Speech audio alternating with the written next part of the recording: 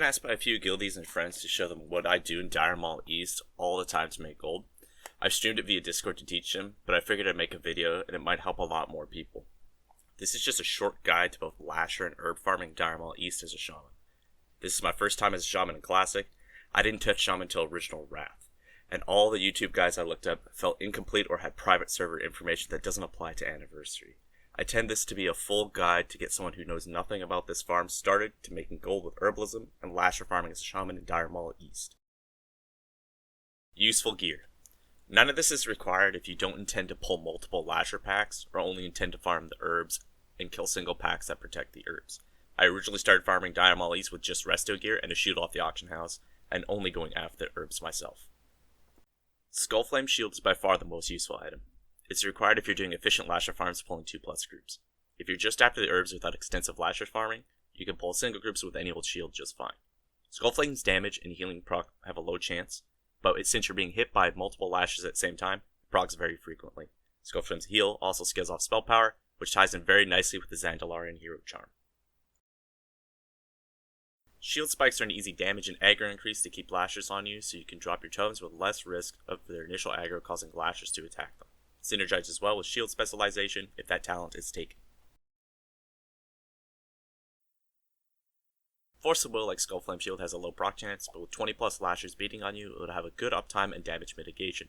It's not required, but nice to have, and great if you're just starting out lasher farming. Nidring is purely just added damage reflect for extra damage and initial aggro. It's not required, but it can be nice to have. Essence of the Pure Flame reflects 13 damage in an attack. This stacks up very quickly and adds a lot of damage and additional aggro with how often you're being hit by the lashers. Zandalarian hero charms on use is extremely good with Skullflame's lifesteal and boosting your Fire Nova and Magma Totem's damage. Cloak of Flames. Additional reflect damage for quicker aggro, usually very expensive and not needed, but could be a fun item to play with if you're looking to max your reflect damage. Talents.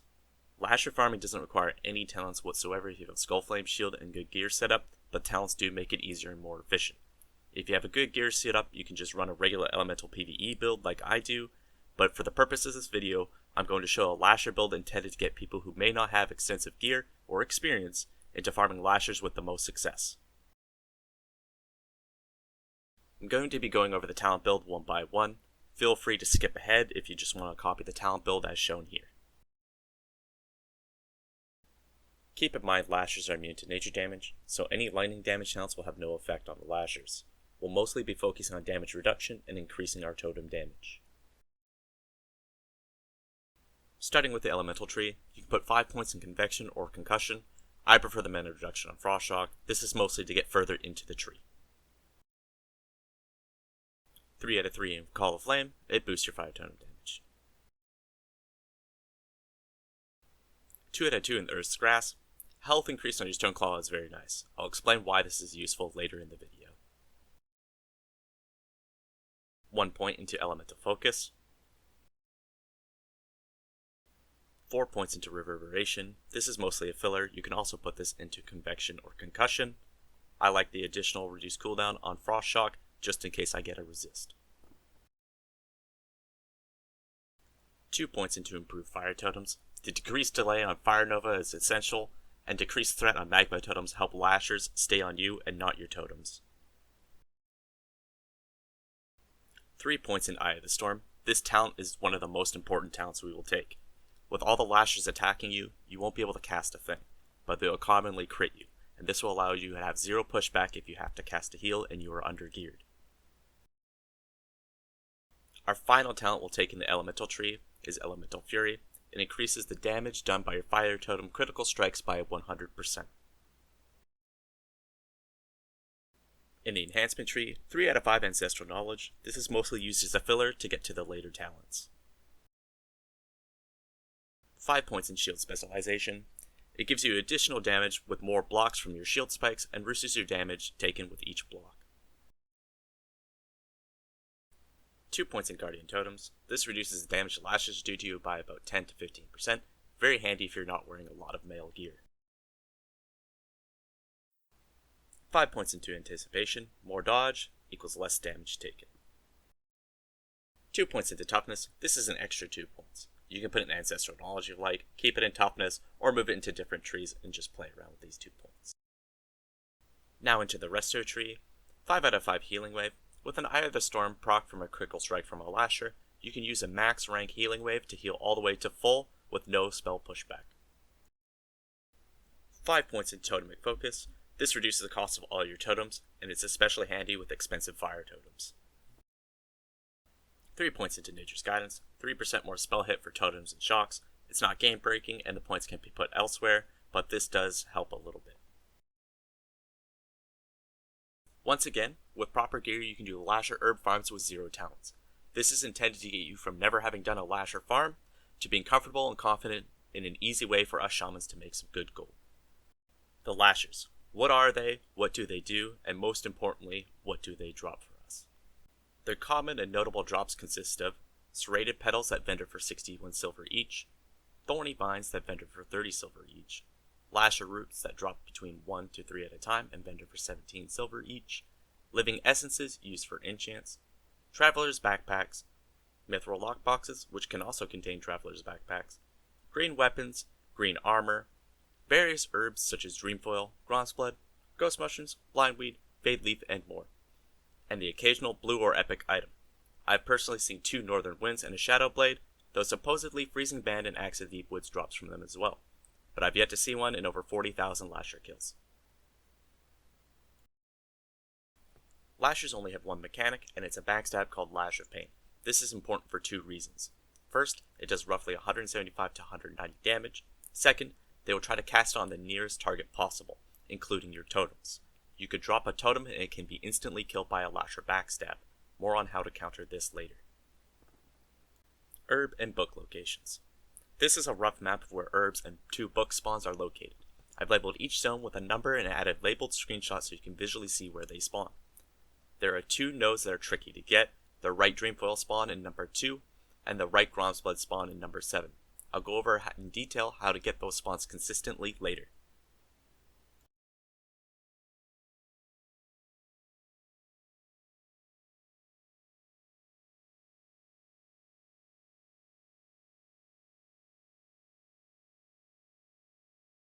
Pulling the Lashers. In my herb runs, I only pull the following 3 groups of 2. The first 2 groups seen here are easily pulled, but the last group is a bit on the trickier side. The group here behind the tree has the potential to pull a Death Lasher if you're not careful, and in the coming video I'll explain how to avoid this entirely. Set up your Stone Skin, Grace of Air, and Healing Stream totem in advance. Run over to this tree over here. Rank 1 Lightning Bolt this Whip Lasher. Wait a few seconds for them to go through the tree so you don't pull the Death Lasher. If you happen to pull at a bad time like I did here, don't panic, drop a Stone Skin, face your back away from the Lashers, and heal if needed. Move on over back towards the other pack, pull them with a Flame Shock, re-drop your Stone Skin totem, and face your back away from them. You'll notice I quickly turn to my left after I heal, and then I drop my Fire Nova totem. This is so they have a smaller chance to instantly backstab my totem before it does any damage. The heal gave me enough aggro on top of my reflex that the totem would not have initial aggro from the Lashers to get my life. Sometimes your Skull Flame Shield will proc right away, and you won't have to worry about aggro at all, especially on top of your reflex. Here it is again, a bit slower with my Fire Nova totem. You might take a backstab or 2, so make sure you have enough health. Once you get comfortable and are able to do it quickly, you'll likely only take 1 backstab or even none. This takes practice, so don't be discouraged if they keep killing your tokens. Tricky herbs and reset spots. These are the only 2 tricky herbs to get in the Lasher herb farm. Both are protected by a Death Lasher. This is where the Stonecall totem talent can come in handy, giving you extra time to pick the herb before the Death Lasher kills it, but it's not required. This is doubly easier if you're a Tauren with War Stomp, but for the sake of the video, I won't be using War Stomp.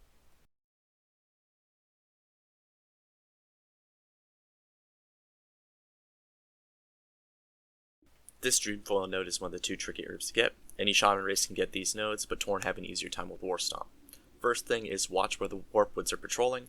Try to start running in to pick your herb right as they're coming to about here. This allows you an easier time running to the reset spot without having to dodge them as much. Drop a poison cleansing totem before you run in, then run in and drop a max rank searing totem about here. Don't use a rank 1 in case your Skullflame shield procs, and don't melee the Death Lasher. Optionally, you can take your shield off to prevent this entirely. Drop your Stoneclaw totem and immediately start picking the herb. The Death Lasher can potentially one-shot your Stoneclaw with a flurry, but if you start picking the herb immediately, by the time it runs to kill your searing totem and back, you will likely have the herb. Now that you have your herb, Frost Shock the Death Lasher and start running towards a reset spot number 1. Be careful with the Warpwood Patrol. If you happen to aggro it, you can Earthbind slow them, or Stoneclaw if it's off your cooldown.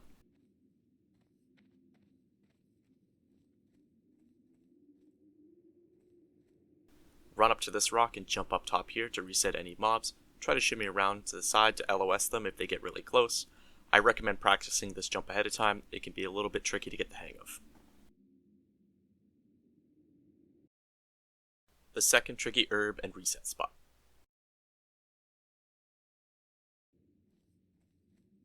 This is just like the first node. Run up and make sure you get in range of this Warpwood pod before you attempt to get to the node.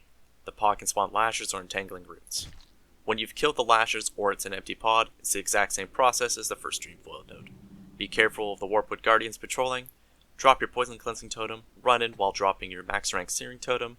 Get ready to drop your Stoneclaw and click the herb at the same time.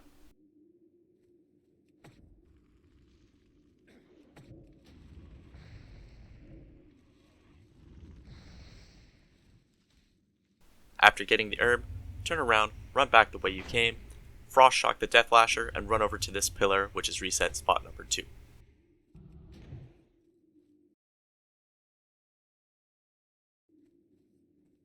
When you stand there, no mobs are able to hit you, but you'll notice since I didn't kill those lashers, they're aggro to me and will stay aggroed.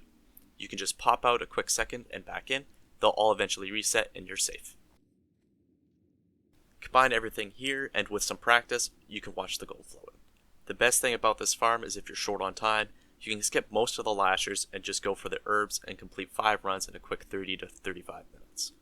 You can also add in additional mobs like the first Warpwood Tangler, the other lasher groups, or the patrolling demon at the end for a chance at additional greens or demonic runes. To get out and reset, just get naked, die, and reset on your way running back into the instance. And that's how I do my lasher farming. I hope you enjoyed and learned something that can help you afford those consumables for AQ and Naxx. If you have any questions, feel free to message me if I'm on and not in raid. I play a shaman named Laptime on the Dreamside server. Now once you put it all together, a run will look a little something like this.